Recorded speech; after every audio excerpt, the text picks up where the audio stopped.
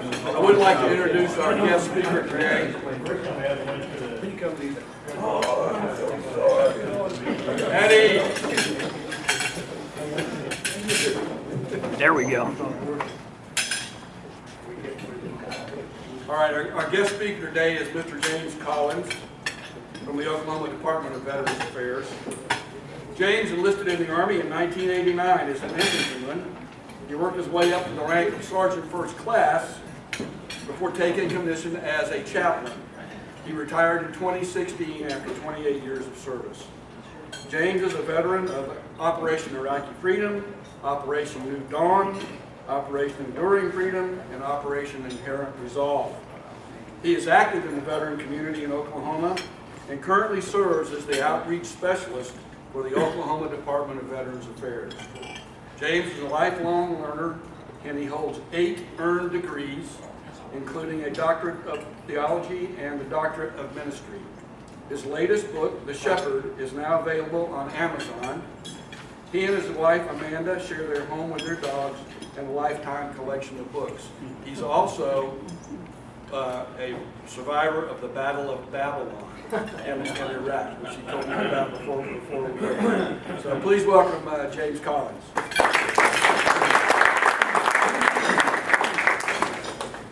Well, I understand there's some retired artillery officers in the room today. What? Can you hear me? That's the question. I want to know. Can you hear me? Speak louder. I understand that you have a full belly, kind of get tired after lunch, you want to take a nap.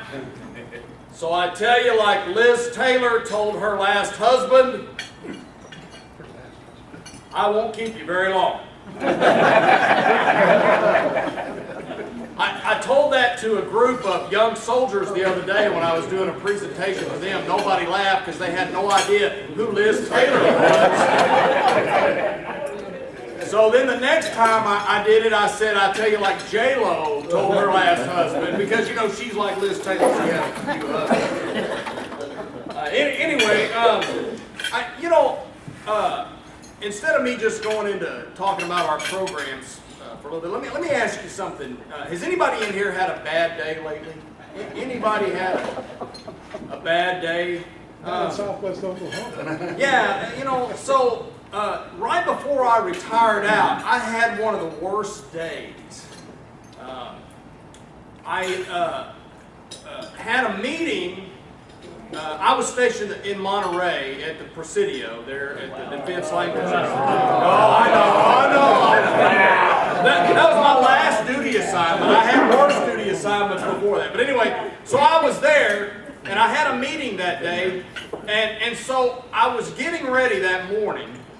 And do you remember the dress blues, the Army dress blues? Yeah. So they had a Class B version for a while of the dress blues, where you could wear the white short sleeve shirt with all your pretty stuff on it. You know what I'm talking about, and the blue pants. And so that was what I was going to wear for this meeting that I had. And I was getting all my pretty stuff on it, and I was in there and I was shaving. Guys, have you ever nicked yourself when you shave? So I cut myself shaving a little bit. I couldn't get it to stop bleeding. I tried. Finally, I grabbed a big piece of toilet tissue and stuck it on my face. You know what I'm talking about. Don't look at me like you don't know what I'm talking about. So I got my blues on, but I had this, and every time I took that toilet tissue off, because it looked bad, I had a big glob of toilet tissue on, but it'd start bleeding again. So I went out that day with this toilet tissue on my chin in my dress, Class B's, and I'm going to get in the truck, and I don't know what I was doing, but I stepped up in and I went wham, and I hit my head on the door frame of the truck there, and I mean it kind of shook me for a minute. I was kind of seeing stars. Got myself together, drove on in, and I walked in, and this specialist looked at me and he said, "Chaplain, what happened to you?" And I said, "What?" And I went and looked at. I had this big purple knot right here on my head. So I had my meeting, and the meeting was about a death notification, so it was not a good meeting. And then I thought, well, you know, my day's going to get better because I'm going to go have lunch at the Chick-fil-A. I love the Chick-fil-A. I think in heaven, we're all going to sit around and eat the Chick-fil-A. I think that's what I think. That's what I believe. Amen. So I went to the Chick-fil-A, and this was a special day at Chick-fil-A. They were having, for a limited time, their barbecue Chick-fil-A sandwich. Y'all know what I'm talking about? So I went there, and I got my Chick-fil-A barbecue sandwich. I got some waffle fries, and I got a cup of sweet tea. And I sat down in my dress uniform. Now remember, I'm wearing it. Now, I like to dip those waffle fries in that ranch dressing that they have at the Chick-fil-A. Y'all looking at me like I'm crazy. Don't look at me like you don't know what I'm talking about. So I got that ranch dressing, but I couldn't get it open. I messed with that thing, I messed with it. Finally it went, and when it did, ranch dressing splattered all over my dress shirt. Great. Well, I got a napkin, I was trying to clean myself up, and I thought, man, I'm having a bad day. That's what I'm doing. So I reached down, and I grabbed my barbecue sandwich, and I picked it up, and I bit into it, and when I bit into that sandwich, that piece of chicken with that barbecue sauce all over it slid out of that, between that two pieces of bread, and slid just like this, right down my right shirt. So I got up, I'm having a bad day. I got up, and I went in the bathroom there at the Chick-fil-A, the latrine, and I went in there, and I'm trying to clean myself up, and I reach to get some soap from that hand soap dispenser. And when I did like this, to get that soap out, soap squirted all over me. It spotted up my glasses. I couldn't see. I was trying. Man, I'm having a bad day. So I cleaned myself up as best I could.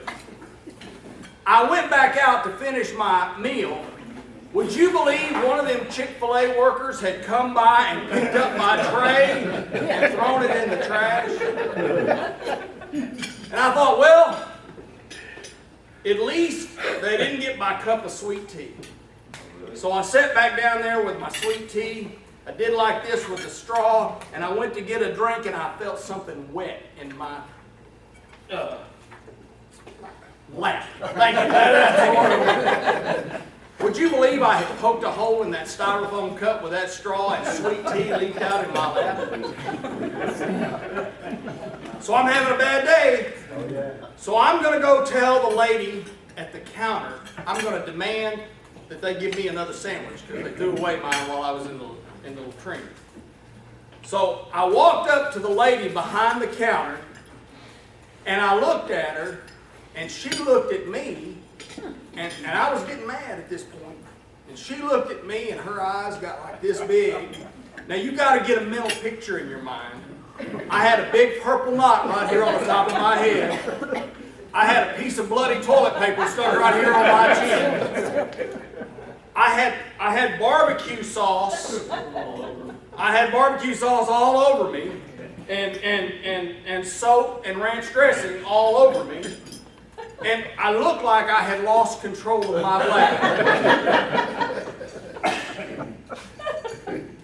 And I looked at this lady, and she looked at me, and she said, "Hun, you've had a bad day." And I said, "Yes, I have. Thank you very much," like that. And she said, "It's my pleasure." Because that's what they always say at Chick-fil-A. You know, I was headed back home and got back in the car after that, and I looked down on my shirt, and there was a big glob of that ranch dressing. So I went like this and put it in my mouth, just, you know, kind of ranch dressing, right? But it was soap. Would you believe it was soap?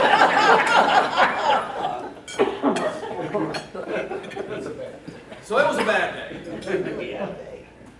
You know, we laugh and we joke and we carry on, and it's funny. That story's funny. My wife threw that shirt away, by the way. There was no getting the stains out of it. But you know, it ain't funny if you're really having a bad day. It's not funny if you're having a bad week. It's not funny if you're having a bad year. That's why I love the job that I have right now with the Oklahoma Department of Veterans Affairs, because as an outreach guy, I get to travel around the state and I help veterans. Our veterans in Oklahoma, a lot of them have had some bad days. They have. And so that's what I love, doing what I do, connecting those veterans with the benefits that they earn.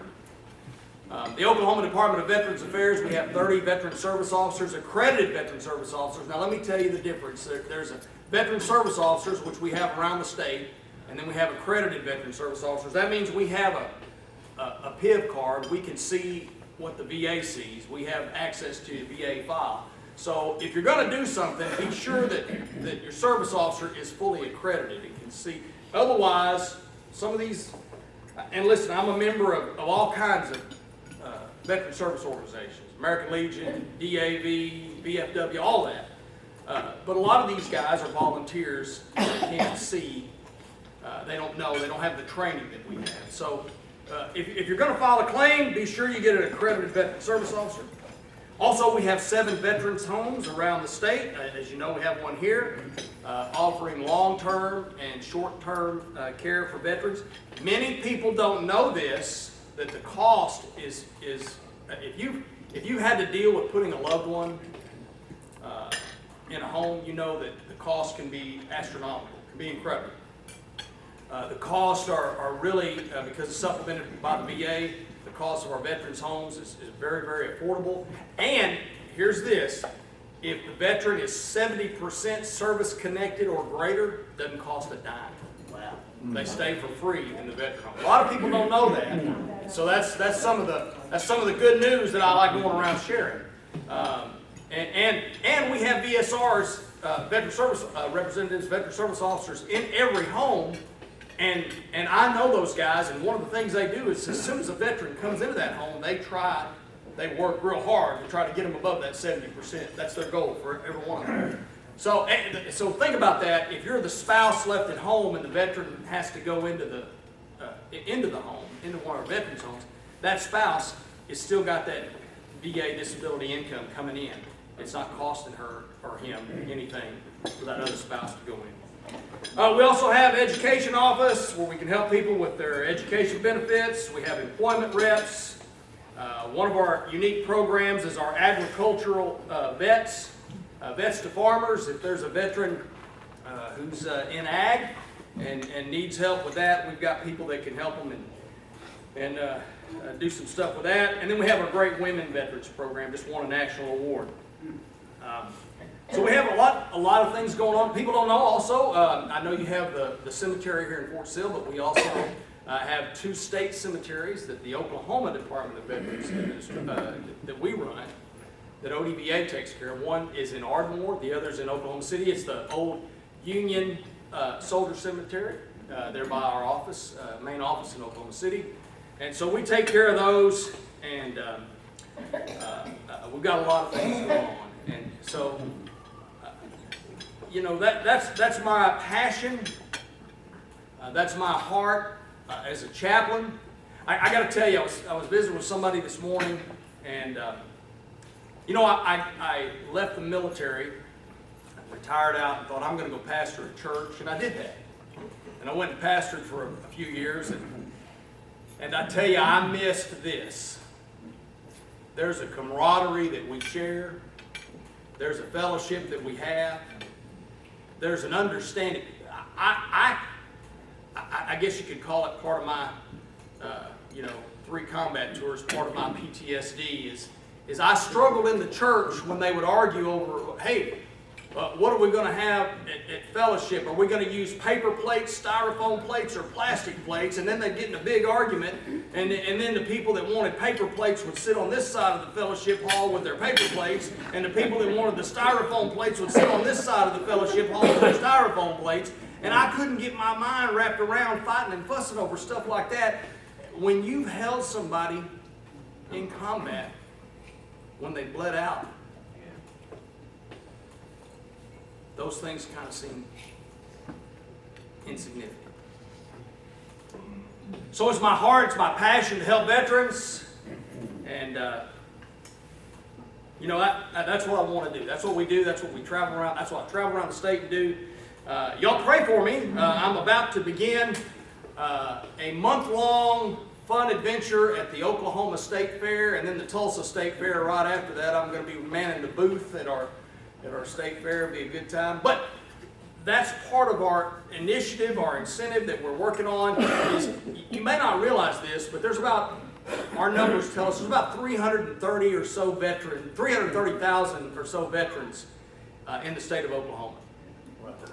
Only about half of those are getting benefits or connected with the VA in somewhere, getting health care, getting education benefits, getting disability compensation, getting some kind of benefit. So my main function is I'm traveling around the state trying to find those veterans that are out there that aren't using the VA in some way and getting connected. So with that, I'll shut up for a minute. You know, that's the three biggest lies that I've ever been told. Is number one, I'm from the government and I'm here to help you. Number two, the check's in the mail. And number three, I'm a Baptist preacher and I'm here just to say a few words. And I'm a Baptist preacher. And I'm about to wrap up a few words here. But I'll take some questions if you have some questions about ODBA or about my ministry, about what I do. Question, I'm shocked. Yes, sir. I don't have a question. We spent yesterday afternoon at the Veterans Home here Yes, sir. For her 91-year-old cousin. And I gotta tell you, the staff out there is just tremendous. They were very, very helpful. We learned a whole lot more than we ever anticipated. Thank you. That's great to hear. That's when we learned about the 70%. Yeah. Yeah. And, you know, and when I told my cousin that, his eyes lit up and like, really? Yeah. That sounds like a good deal. So, Most of the questions I get asked are usually, you know, you get something bad in the media. So I've been getting a lot of questions this last year about the home in Salisaw. You know, it was behind schedule. You probably saw that. It was a contract issue with the contractor, not anything that you know, no fault of our own, but you understand how that works. We, you know, got all the questions about it. But that home is open. Have patience. Last I heard, they had 25 new veterans that were in that home. It is one of the nicest. I think it's the nicest thing. It's not. It looks like a ski lodge when you walk in. It's phenomenal. Big fireplace, private rooms. It's incredible.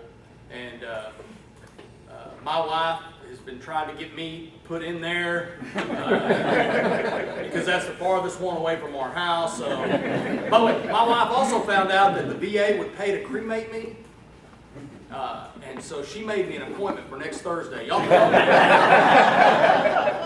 me. Yes, sir. So, homeless veterans.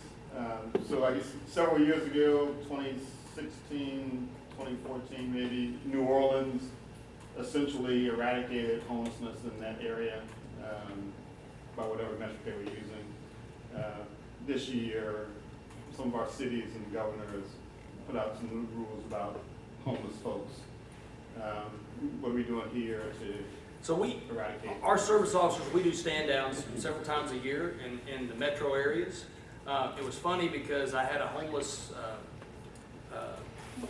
veteran rep from the VA that wanted to follow me around. So he followed me out to Guyman.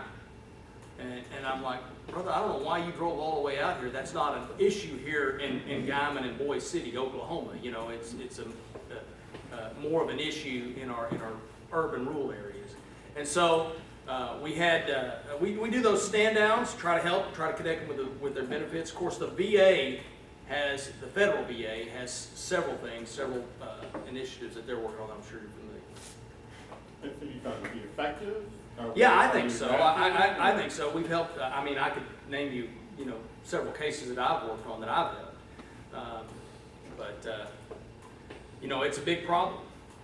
It is, and it's going to take a combined effort of all, federal, state, and all officials to be involved to help around. Any other questions? You guys were easy.